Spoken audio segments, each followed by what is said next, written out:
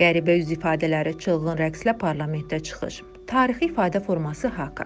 Haka Yeni Zelandiyanın yerli əhalisi olan Maori xalqına məxsus ənənəvi rəqs və ifadə formasıdır. Bu rəqs təkcə bədən hərəkətlərindən ibarət deyil, eyni zamanda o emosiyanın, kollektiv enerjinin və mənəvi gücün birləşdiyi bir mədəniyyət kodudur. Hakanın hər bir hərəkəti, hər bir səsi və üz ifadəsi qədim Maori dünya görüşünü, savaş ənənələrini və icma ruhunu yaşadır. Tarixən haka savaşdan əvvəl döyüşçülərin özünü motivasiya etməsi, rəqibə güc nümayiş etdirməsi və birlik hissini artırmaq üçün icra edilirdi.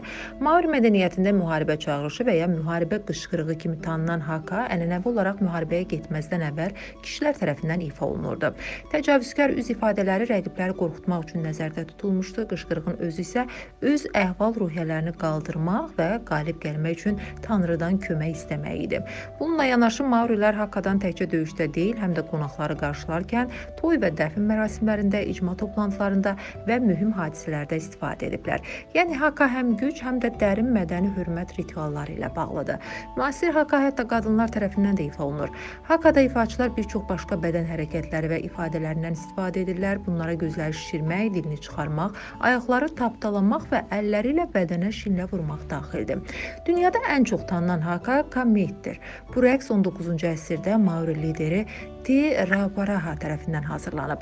Bu həyatın ölüm üzərində qələbəsini qeyd edən təntənəli hakadır. Bugün kameit daha çox Yeni Zelandiyanın məşhur All Blacks komandası tərəfindən oyunlardan əvvəl icra olunduğu üçün qlobal səviyyədə məşhurdur. Hakadan maraqlı və əyləncəli şəkildə istifadə edən bir film də var.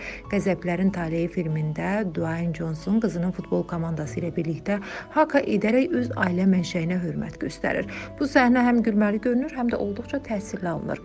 2024-cü ildə Yeni Zelandiyada deputatların parlament iclasını pozaraq Maori xalqının ənənəvi haka rəqsini təqdim etməsi bütün dünyada maraqla qarşılanıb. Belə ki, Tea Party Maori partiyasının deputatları 1840-cı ildə Britaniyalılar və Maori başçıları arasında imzalanan Waitangi müqaviləsinin dəyişdirilməsi ilə bağlı qanun layihəsinə haka rəqsi ilə etiraz ediblər.